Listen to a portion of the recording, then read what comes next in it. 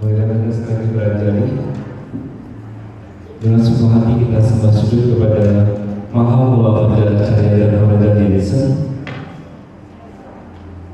bersujud kepada para guru sesepuh, sembah sujud kepada para Buddha Bodhisattva dan Ramapala dan para makhluk suci di alam mendalam. Om Guru Desa Siti Om. Yang saya hormati Yang Wei Jujiao, Eric dan Henry Jujiao, saya hormati Li Sejang dan para pengurus Wihara Dharma Agung, dan yang saya hormati para siswa setia, saudara-saudari sedharma yang sudah hadir di Wihara pada pagi hari ini, siang hari ini. Selamat siang, Amitofo. Sebelumnya saya ucapkan selamat tahun baru 2025.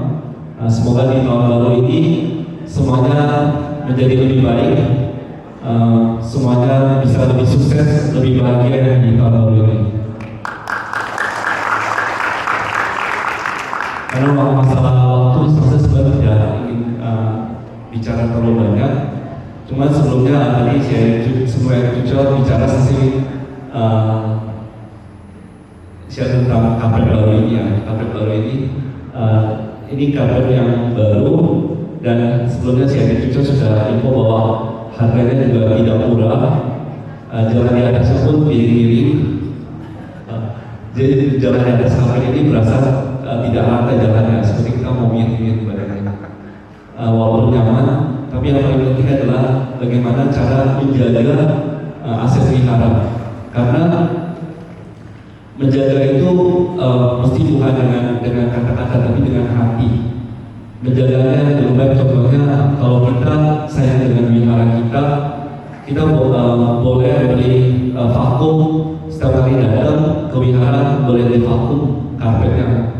Kalau tidak ada vakum, lama-lama tetap berdebu dan ada buku. Dan juga yang penting, karpet ini jangan sampai ketumpahan air. Jadi kalau misalnya jangan minum sampai tumpah di karpet, karena kalau sampai lembab itu akan menjadi bau lama-lama. Jadi ini ya maksudnya cara penjagaan yang baik. Ini masalah karpet. Dan sebenarnya kali ini datang ke Makassar juga karena ada urusan selain kita Fahui di wihara, dan ini sebenarnya hanya seringan sebenarnya. Makanya Sanse awalnya dia hanya function. Tapi hari ini berhubung karena sudah bertemu dengan sosial semua, saya ingin sharing sedikit tentang di tahun 2024 mungkin banyak sekali sosial yang bilang banyak sekali masalah terjadi di dalam hidup kita, baik itu masalah di dalam karir, masalah dalam bisnis, ataupun masalah di dalam keluarga, masalah di dalam hubungan antar sesama, masalah di dalam masyarakat, dimanapun kita berada. Nah, ini sebenarnya saat yang tepat untuk kita introspeksi diri, untuk merenung apa yang mesti kita lakukan dan apa yang mesti kita rubah dalam hidup kita, baik dalam perilaku kita, baik dalam hal-hal yang mungkin yang menurut diri kita sendiri ataupun menurut keluarga kita, orang-orang terdekat kita mesti menjadi lebih baik. Dan Sansa sharing dari pengalaman Sansa sendiri ya. Sansa sendiri merasa di tahun 2024 itu termasuk tahun yang berat buat Sansa pribadi, karena bukan hanya di dalam masalah syusi kita melatih diri itu tidak gampang. Syusi itu tidak mudah. Kalau kita kerja, kita tidak puas, kita tidak suka dengan perusahaan, kita boleh keluar, kita bisa cari tempat lain. Tapi syusi kita banyak sekali namanya cangkai, rintangan, banyak sekali namanya cobaan. Tapi kita masih mengerti bahwa itu pada akhirnya tidak ada masalah dengan orang lain, tetapi dengan diri kita sendiri. Kita masih tahu bahwa semua yang terjadi di dalam kehidupan kita itu ternyata sumbernya dari diri kita sendiri. Sehingga yang mestinya diubah adalah bukan lingkungan yang mesti kita ubah, bukan orang lain yang mesti kita ubah, tetapi diri kita sendiri yang kita mesti ubah, cara pandang kita yang mesti kita ubah. Sehingga Kenapa setiap hari kita mesti melatih diri? Karena kita mesti melihat diri kita sendiri, apa yang mesti kita ubah di dalam pandang kita, perilaku kita.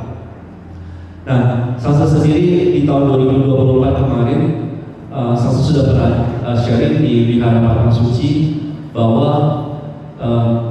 terutama di dalam hubungan antar manusia, karena hubungan antar manusia itu kita semuanya ini ya, apalagi Sansa, banyak sekali orang yang ingin dekat dengan Sansa, banyak sekali orang yang berhubungan dengan Sansa. Terkadang karena masalah kecil, jadi timbullah salah paham ataupun konflik, sehingga yang tadinya jodoh yang baik bisa saja menjadi jodoh buruk. Dan Sansa belajar, Sansa melihat dari cara Dharmadesana Mahaguru, dari pengalaman Mahaguru bahwa tujuan sempurna, yaitu menolong menyelamatkan Parisa itu tidak gampang. Sehingga Sansa juga terus belajar karena bagaimana meningkatkan pelayanan yang lebih baik terhadap umat. Barusan hal-hal yang terjadi ya, seperti contoh ada Sejie datang ke wihara, kemudian dia sharing Sansa, terima kasih ya selama sudah bantu kita, mungkin mulai besok saya sudah tidak datang ke wihara lagi. Sansa bingung kenapa, saya tidak vampir membicarakan hal ini. Kemudian Sansa kasih dia waktu 2 minggu pergi liburan, 3 minggu pergi liburan, karena kebetulan tahun baru. Dan sebelum datang ke Makassar, Sansa sempat telepon kembali Sejie ini, dan Sansa bilang, saya menganggap semua umat itu seperti keluarga Sansa sendiri yang bisa datang ke wihara, yang bisa bertemu dengan Sansa. Kita semua adalah orang yang berjodoh, kita seperti keluarga sendiri. Jadi kalau ada masalah, bicarakan aja, diutarakan. Kalau ada yang tidak berkenan di hati, kita ubah supaya jangan menjadi ganjalan di dalam hati kita.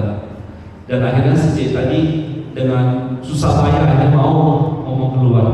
Contoh ya, jadi suatu hari dalam satu upacara, kita upacara begitu banyak orang, tangan Sansa cuma ada 2, mata Sansa cuma ada 2. Terkadang kalau Sansa melihat ke kanan, tidak melihat ke kiri, umat yang di kanan bahagia, umat di kiri tidak bahagia. Kalau Sansa jalan menyapa A, tidak menyapa si B, yang A senang, yang si B tidak senang.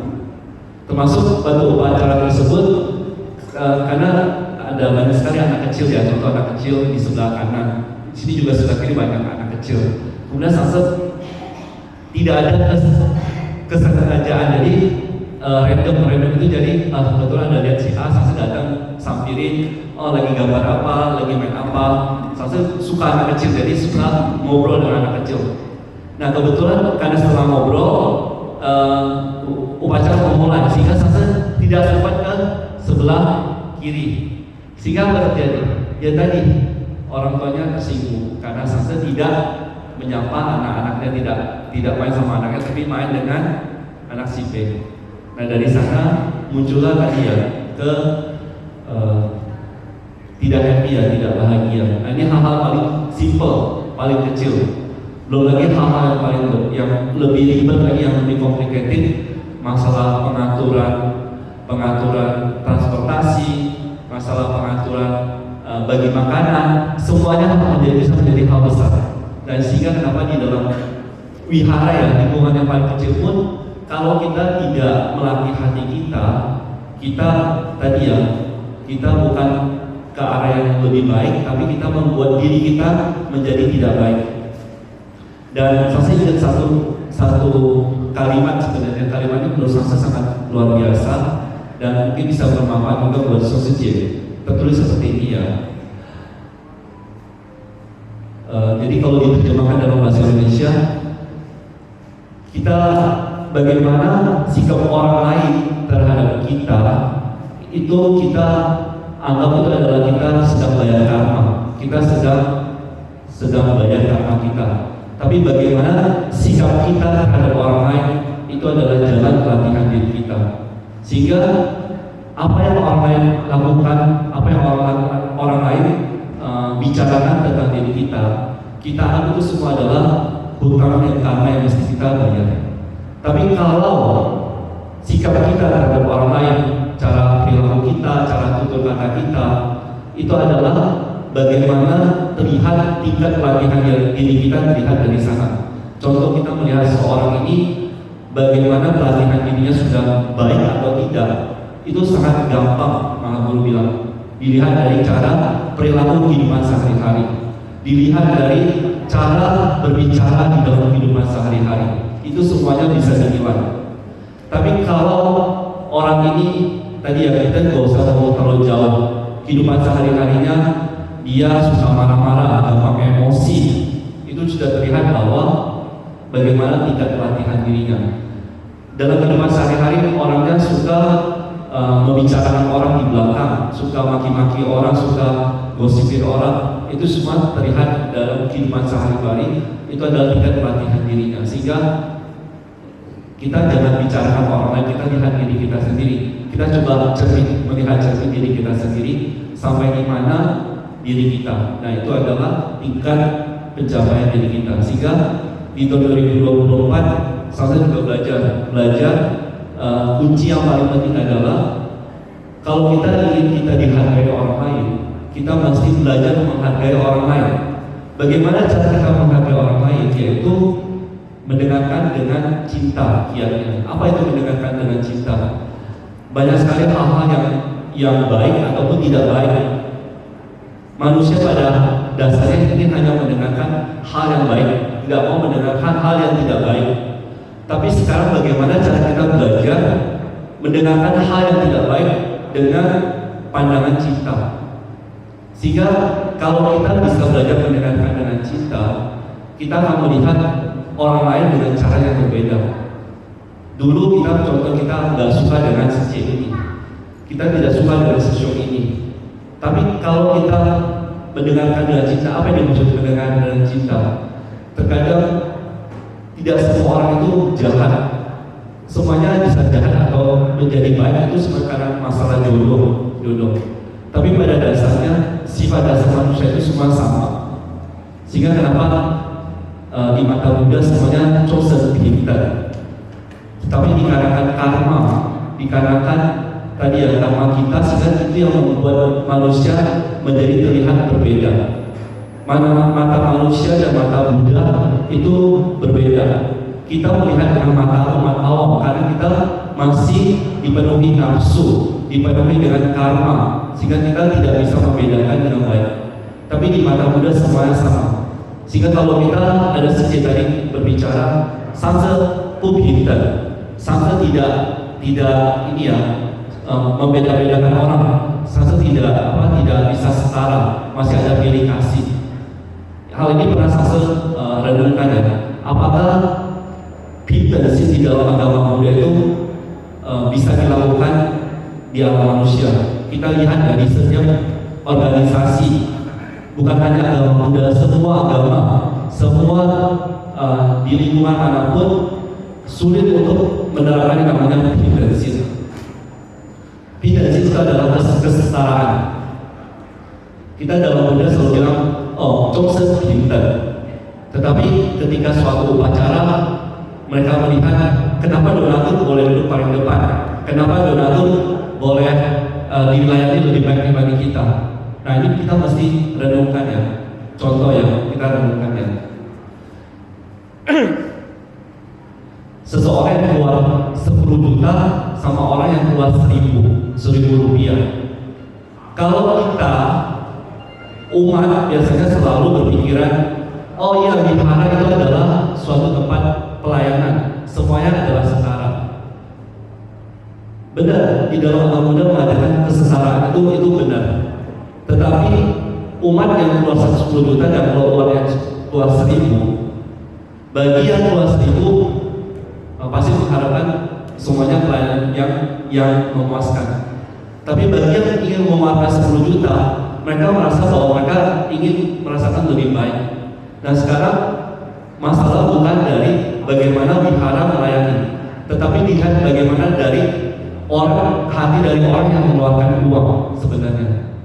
Kalau hati orang yang mengeluarkan orang 10 juta dan dia tidak mengharapkan imbalan, itu baru namanya Sadon Tingkong, dia sudah menerapkan namanya hati tanpa pamrih. Tapi kalau tadi orang yang baru keluar 10.000 atau 1 juta, tapi mengharapkan sama pelayanan dengan harga 10 juta. Nah ini sebenarnya berarti hatinya sudah ada tadi ya, hatinya yang membeda-bedakan. Nah wihara, terkadang kita sering banget dikritik. Dikritik adalah contoh kita dari Maduta, baik itu acaranya, baik itu Cuciao Jangse, sering banget dikritik. Kok Cuciao baiknya hanya sama si A, sama kita biasa-biasa aja. Nah ini saya sering diperhatikan, bukan hanya di Jakarta, di Taiwan, di Seattle semuanya sama. Sehingga pada suatu kali Mahaguru pernah Dharma Desada bahwa untuk menerapkan hidansi di alam manusia itu sulit sekali. Hanya di alam Buddha lokal baru ada namanya hidansi, ataupun di mata seorang Buddha baru ada namanya hidansi. Dan yang pasti yang sesuatu perlu kita pahami bahwa semua hal yang namanya waisyang itu adalah apa yang kita lihat, apa yang kita rasakan, itu dikarenakan karma kita, dikarenakan tan cense kita yang membuat ada namanya pindensin. Pindensin itu ini ya tidak setara. Tetapi dikarenakan kalau kita sudah mencapai namanya tingkat kebudahan, kita baru bisa melihat dengan jelas kebenaran. Kebenaran apa? Bahwa tidak peduli kita kaya atau miskin, tidak peduli kita tua atau muda, tidak peduli kita ada 10 juta atau hanya 10.000, semuanya akan memperoleh namanya sama penyelamatan, yaitu ciutunya佛救度众生是一样的，一切都是平等的。Sehingga jadi kalau kita berwihara, yang kita lihat sebenarnya mungkin di mata kita adalah pelayanan yang begitu penting. Yang kita mesti mengerti bahwa kita datang ke wihara, yang kita butuhkan adalah penyelamatan, yaitu justru ciutu. Kalau kita bisa melihat dengan jelas bahwa penyelamatan di mata seorang Buddha adalah semuanya setara. Suatu hari kalau kita meninggalkan dunia ini, sama ya, itu asal kita sama kita hal-hal syuting, semuanya akan memperoleh penyelamatan yang setara. Semuanya bisa sama cepat, semuanya sama. Tidak ada yang membedakan kamu kaya baru boleh naik kapal Dharma, kamu miskin tidak boleh naik kapal Dharma, tidak ada. Kamu matinya masih muda tidak boleh naik kapal kapal Dharma. Kamu udah tua baru boleh naik kapal Dharma. Tidak ada seperti itu. Sehingga kita mesti mengerti bahwa waisyang itu yang membuat kita membeda-bedakan. Kalau kita bisa melihat dengan jelas bahwa di mata seorang Buddha penyelamatan insan itu semuanya adalah setara. Nah mungkin berbagai sisi ini terlalu dalam, sehingga saya sendiri merenung di tahun 2024 kemarin, kita mesti merubah cara pandang kita. Dan di tahun ini saya sama ya, saya sendiri mau semakin tekun dalam hati diri ke depan, karena banyak sekali tanggung jawab kewajiban yang mesti dilakukan. Tanggung jawab sekarang umur Mahaguru sudah 80 tahun, sehingga waktu kita sudah tidak banyak bersama dengan Mahaguru. Dan yang paling penting kita mesti ingat ya bahwa bukan berarti Mahaguru meninggalkan kita terus kita udah bubar, bukan. Mahaguru suatu hari meninggalkan kita mesti semakin mesti tekun. Kenapa? Karena kita dengan tidak ada Mahaguru, kita mesti yakin bahwa kita pun ingin terlahir di alam Buddha lokal, terlahir di alam suci. Sehingga Mahaguru mengatakan bahwa dan menulis di dalam bukunya bahwa suatu hari beliau tidak ada di dunia ini. Suatu hari Mahaguru pergi meninggalkan kita terlebih dahulu, tetapi asal di dalam hati kita ada Mahaguru, asal kita bisa merenung Mahaguru dan merindukan Mahaguru, Mahaguru pun akan hadir untuk memberkati kita dan mengajarkan kita tingkatan yang sesuai dengan pelatihan kita. Nah ini yang paling penting. Dan akhirnya saya mendoakan semoga sukses ya di tahun 2025 ini, kalian semua senantiasa tetap sehat, bisa panjang umur, bahagia, senantiasa selalu diberkati kebijaksanaan dan rezeki yang lancar, dan juga mesti ingat bahwa kita tetap betul melatih diri hingga kita bisa mencapai keberhasilan di dalam pelatihan yang kita. Sisi saja, Om Anand.